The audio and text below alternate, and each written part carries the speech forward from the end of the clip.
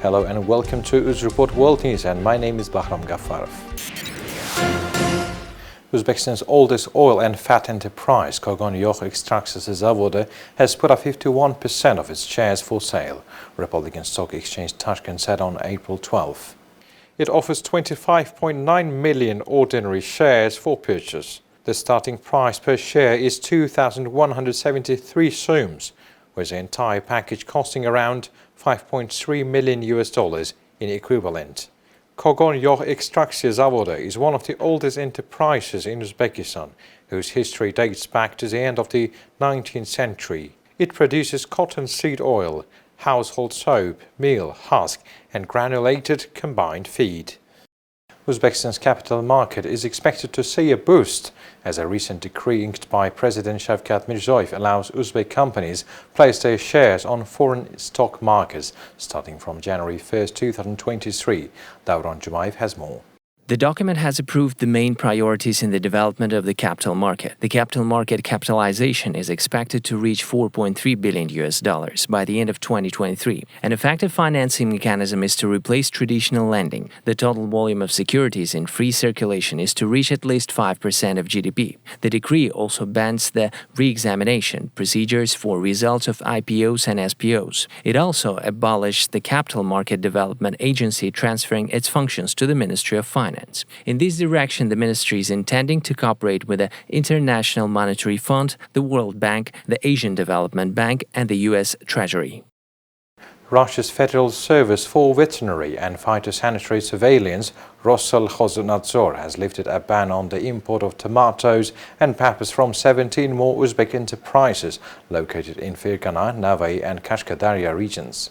The decision was made in connection with the information received from the State Plant Quarantine Inspectorate under the Cabinet of Ministers of the Republic of Uzbekistan that these enterprises are free of the brown wrinkling virus of tomato fruits, Rossellkhoznadzor said in a statement.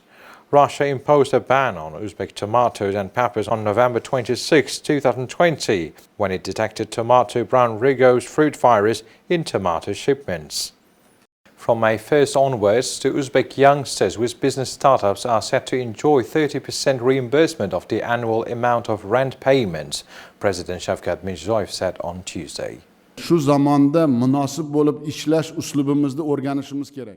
The president harshly criticized some of the regions which do not give enough attention to youth issues. For example, in the Andijan region in the first quarter, only about 5,000 young people were provided with permanent work, while industrial enterprises and clusters in the region have had 7,000 job opportunities. In Surkandarya region, only 30% of the total number of unemployed youths have been provided with jobs. The president underlined the opportunities created for boosting youth employment. For instance, graduates of vocational training centers who are hired for the first time are to be exempt from the payment of income tax for up to 6 months. Entrepreneurs who have hired more than 5 unemployed people from the Youth Notebook, which includes youngsters out of work, from May the 1st are to receive a discount of up to 50% when renting state property. According to Mirziyoyev, another important area that contributes to youth employment is agriculture. From 2,000 to 4,500 young people in 21 districts of the country received land plots for agriculture. Another issue on agenda was housing conditions for students. Today, more than 130,000 students rent housing. The Uzbek government is preparing a special program on this issue. According to it, from May the 1st, it plans to compensate half of the rent fee. At the incipient stage, this system would cover 60,000 young people. At the same time, these expenses would be reimbursed to low-income students from the funds of administrations and universities. The Central Bank of Uzbekistan has introduced new standards for the regulation of circulation of bank cards. From now on, domestic banks have the right to issue cards in foreign currency. The so-called innovation allows legal entities and individual entrepreneurs conduct non-commercial currency transactions, such as travel expenses. Moreover, the document has reduced the deadline for issuing and installing a payment terminal. Now, instead of 1 month, the pending period is 10 days, and the deadline for reviewing an application for installing software on an existing payment terminal has been reduced from 1 week to 3 banking days.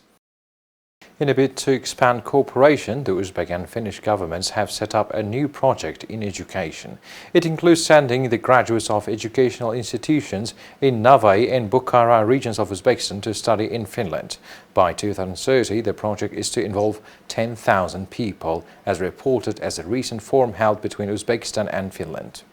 The meeting summed up the results of the 7-day stay of investors from Finland in Uzbekistan. During the visit, the guests got acquainted with the training systems of several regions. The parties also signed memorandums of cooperation. And many others here, education really is the foundation for pretty much everything. And education will define what kind of Uzbekistan you will end up with.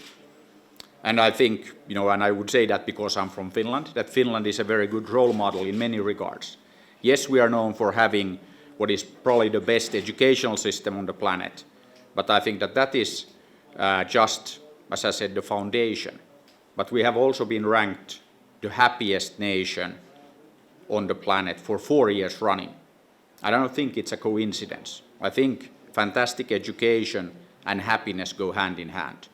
And Finland is not alone in that club. Our friends in the Nordic countries are also all in the top 10, if not in the top 5. And I think that there is something about the Nordic model that has been very, very successful. What I think is very important here, and I think this event is also a great example of how we do things in Finland, in the Nordic countries, that it's not just about the government, it's also about the private sector. It's about this private and public partnership. It's about working together.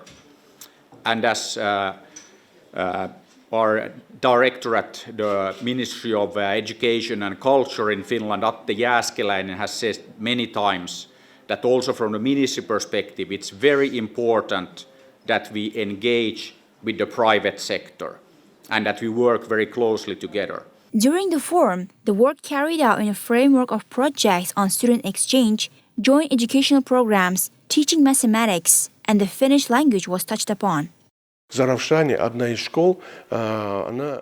of the regions in Zarafshan is preparing pupils to continue their studies in Finland. A teacher from Finland has been teaching them. In about a month, the pupils have learned Finnish language very well. 9th graders from the Navai region also had the opportunity to study in Finland for 3 years. The Finnish side is to give grants to each of them for study, food and accommodation in the country. Documents of cooperation were also signed with Navai State Mining University and Bukhara State University with a donation in Finland. Moreover, the Samarkand State University is to set up a student exchange program in the near future. The Russian airline Redwings is to launch flights from Yekaterinburg and Chelyabinsk to the main cities of Uzbekistan on SSJ-100 aircraft. This was reported by the head of the Russian Ministry of Industry and Trade, Denis Manturov. This decision was reached between the aviation authorities of Uzbekistan and the representatives of the Redwing airline at the Innoprom exhibition held in Tashkent. At the moment, the Redwings fleet has 4 SSJ-100 aircraft. The technical acceptance of 3 more airlines is nearing completion, the flights of which will start at the end of April, added Manturov.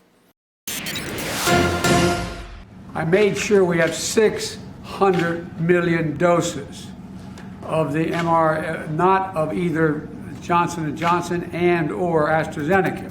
So there's enough vaccine that is basically 100% unquestionable for every single solitary American. President Joe Biden sought to reassure the American public Tuesday after the U.S. Food and Drug Administration announced a pause for administering Johnson & Johnson's vaccine after 6 women developed rare blood clots after getting the shot. Let me start by saying that this announcement will not have a significant impact on our vaccination program. Biden's COVID coordinator, Jeff Zion, said the U.S. has more than enough supply from Pfizer and Moderna to keep up with the country's aggressive goals. Top infectious disease official Anthony Fauci said the J&J pause is likely to last days or weeks after the 6 women between the ages of 18 and 48 developed rare blood clots after getting shots.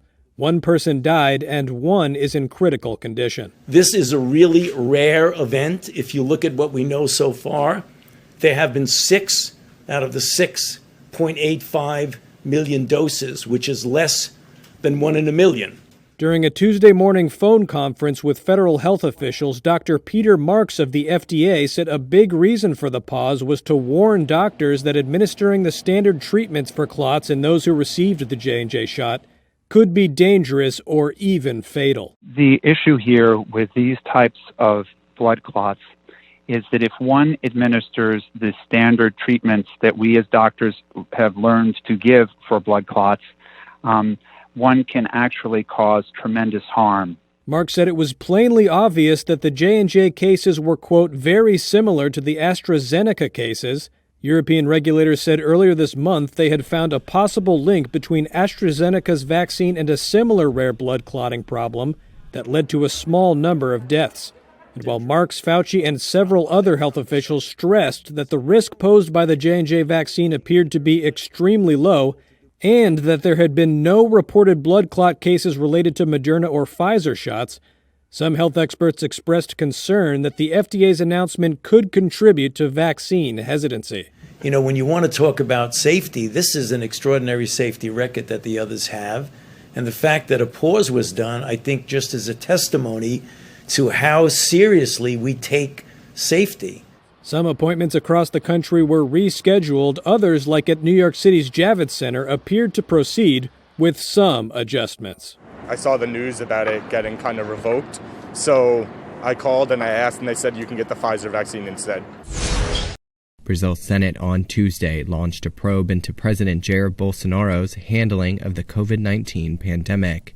The congressional investigation could result in legal consequences, but for now is a major political headache for Bolsonaro, who faces record disapproval amid Brazil's worst coronavirus wave. Senate Leader Rodrigo Pacheco said on Tuesday that an inquiry would focus on the federal pandemic response, as well as how federal resources were distributed to states. Right now, Brazil's medical system is pushed to the limit in many parts of the country. Experts believe it may be in part due to the so-called P1 variant, which appears particularly infectious and deadly.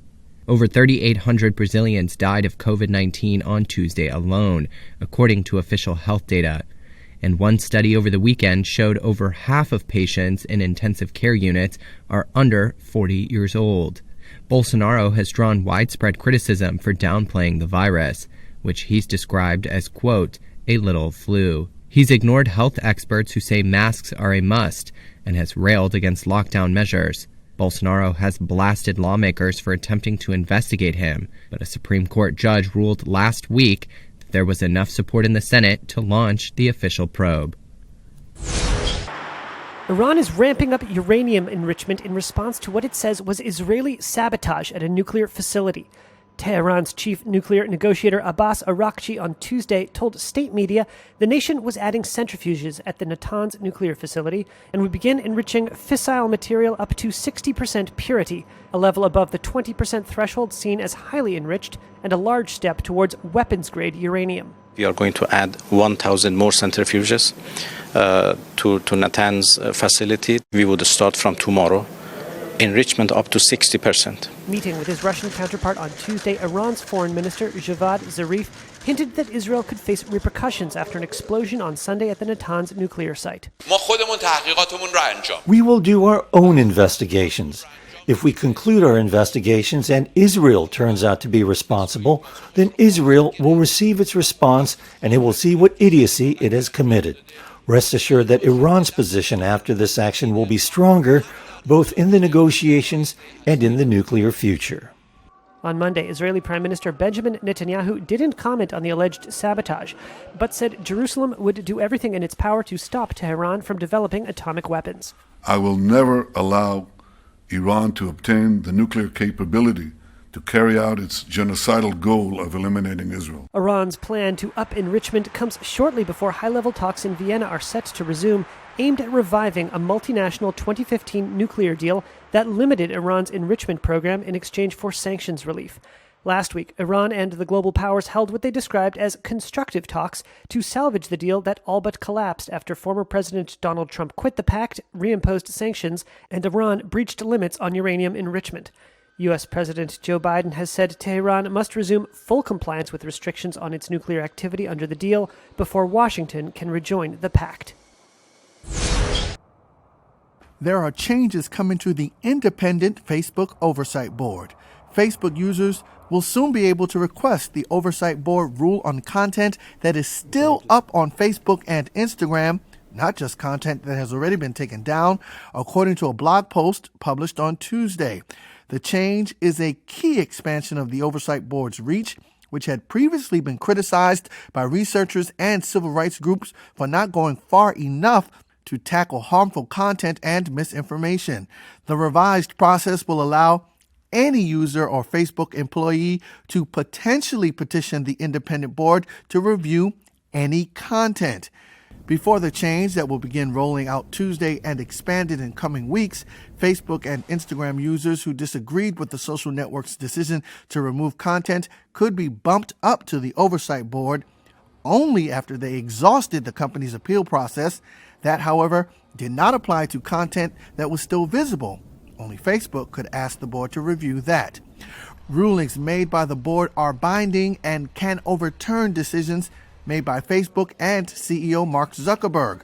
But the number of appeals it reviews is small. Since the board started meeting in October, it's only ruled on 7 of the more than 300,000 appeals requested. That number is now expected to increase. There are watchful eyes on the board. It is expected to decide in coming weeks whether to maintain Facebook's indefinite suspension of former President Donald Trump, which was put in place after the January attack on Capitol Hill by Trump supporters. Amid mounting tensions in eastern Ukraine, U.S. President Joe Biden called Russian President Vladimir Putin on Tuesday and proposed a summit of the two leaders to address a raft of disputes. White House Press Secretary Jen Psaki. During this call, they discussed a number of regional and global issues, including the intent of the United States and Russia to pursue a strategic stability dialogue on a range of arms control and emerging security issues. President Biden also made clear that the United States will act firmly in defense of its national interests in response to Russia's actions, such as cyber intrusions and election interference. And he also emphasized the United States' unwavering commitment to Ukraine's sovereignty and territorial integrity. The president voiced our concerns over the sudden of Russian military buildup and increasing aggression on the border of Ukraine, and called on Russia to de-escalate tensions. The White House and the Kremlin reported only the second conversation between the leaders, which comes amid a Russian military buildup on Ukraine's border. 2 U.S. warships are due to arrive in the Black Sea this week. In language reminiscent of Cold War hostilities, Russia's deputy foreign minister on Tuesday called the U.S., quote, our adversary. And Russia's defense minister said his nation's armed forces were ready to face any provocation. The troops have shown full readiness and ability to fulfill the task of ensuring the country's military security. Russia seized Crimea from Ukraine in 2014, and fighting has increased in recent weeks in eastern Ukraine, where government forces have battled Russian-backed separatists in a 7-year conflict that Kiev says has killed 14,000 people. Kiev has welcomed the show of Western support, but it falls short of Ukraine's desire for full membership in NATO. Moscow's description of the leaders' phone call did not include Putin's response to the suggested summit. The humble oyster is on the brink of extinction around the British coastline. We like to think of oysters as little superheroes of the sea. Although they're small in size, they're capable of making some huge changes in our marine environment. Conservationist Celine Gamble is trying to restore the dwindling population and clean up the UK's coastal waters at the same time. The European native oyster has declined by 95% over the past 150 years. That's due to overfishing, pollution, habitat loss and disease. So now we're working with a really reduced population, and we've got a really exciting opportunity to try and restore the species back. The 27-year-old zoologist manages the Wild Oyster Project, which has installed nearly 4,000 native oysters in specially designed nurseries. The endangered animals are suspended in the water underneath pontoons in 3 locations around the UK to encourage them to reproduce and release millions of baby oysters, known as larvae, into the ocean. Why? Well, for one, water filtering. A single oyster can filter around 200 litres of water a day. So when you kind of bring back the numbers that we're hoping to, you've got an ecosystem that can powerfully improve our coastal water quality. And when they actually filter the water, they can also filter out chemicals, for example, nitrates and phosphates, which at high levels can be harmful. The second benefit is boosting biodiversity. When you successfully restore native oyster habitat, you've got thousands of oysters coming together to form a biogenic reef. At that stage, that's when other marine wildlife interact with those nursery areas, and it becomes a bit of a nursery area for fish species that we know and very familiar with, for example, sea bass or sea bream. So we've actually found some really cool species in our nurseries, including the European eel, spiny seahorses, previously in other areas. So we know that it's a kind of magnet for other marine wildlife because the oysters themselves kind of attract the associated biodiversity, which is really exciting. Gamble's fascination for the shellfish began when she was first learning to dive while studying conservation and biodiversity. The 3-year-long Wild Oysters project plans to install a total of 141 wire cage nurseries underneath marina pontoons across Wales, the northeast of England and Scotland. Gamble hopes the initiative will extend beyond that. But we're hoping that this is just the start, and the aim of our project is to try and inspire other locations around the UK to try and do the same, which then will start to see more and more oysters in the system, which will contribute to their restoration. The countdown is on for the Tokyo Olympics. The Games are scheduled for July 23rd to August 8th, and the Paralympics from August 24th to September the 5th. The one-year delay has already brought with it plenty of complications. And there are still some unanswered questions regarding things like spectator numbers and the so-called playbooks. Some 11,000 Olympic athletes will compete in 33 sports, while over 4,000 Paralympians will compete across 22 sports. But with Japan's elderly population only just starting to receive inoculations, there will be a need for restrictions still. International spectators will not be allowed. I myself, as an athlete, participated in the Olympics a number of times. So the fact that overseas spectators are not able to attend the Games is very disappointing. Organisers plan to decide in April on the maximum number of local fans permitted in venues. Japanese sports arenas have been recently operating at up to 50% capacity. Are athletes required to be vaccinated? The simple answer is no. But the International Olympic Committee urges them to be vaccinated once vaccinations are made available to the general population of their countries. Participants must follow the health guidelines in their playbook. What is it?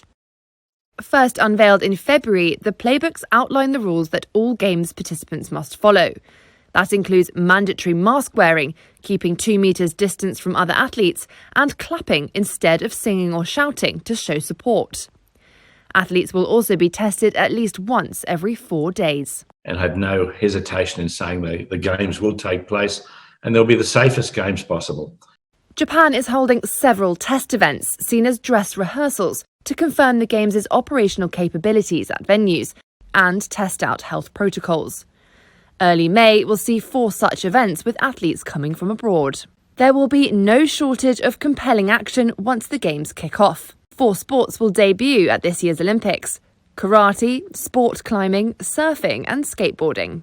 Several stars from French judoka Teddy Riner to American swimmer Katie Ledecky will be back in the quest for more gold. Japanese swimmer Rikako Ike, competing after her recovery from leukemia, will no doubt be among the most emotional moments of the Games.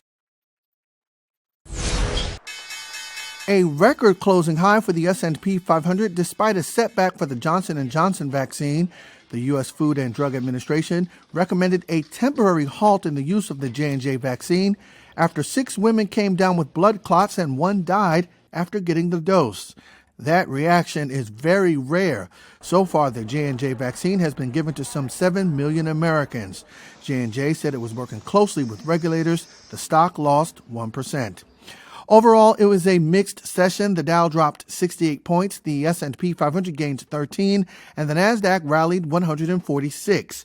Randy Watts is the Chief Investment Officer at O'Neill Global Advisors. I think what's going on is there's a little bit of a slowdown in that reopening trade because of the delay with Johnson & Johnson. People worried it's going to take longer to get everyone vaccinated than they thought. Plus, The S&P is up about 10% year to date. The Nasdaq's only up about 8%. The S&P is at all-time highs. The Nasdaq's still trading below that high. I think there's a little bit of a catch-up trade here with Nasdaq and some of these big cap growth stocks, especially in the tech area. Apple was one of those big cap tech names to the upside. It sent out a cryptic invitation for a special event to be live streamed next week. Many are expecting the tech giant to launch new iPad Pro models. Shares of Apple rallied more than 2%. On the other hand, so-called reopening stocks like airlines had a tough day, and not just on the J&J news. American Airlines said it expects first quarter revenues to plunge about 62%. The stock was down 1.5% for the day. In economic news, consumer prices surged by the most in 8.5 years. Prices rose in March as a result of higher demand, supply constraints, and rising commodity prices. So far, these have been the latest news for today. Goodbye. Take care.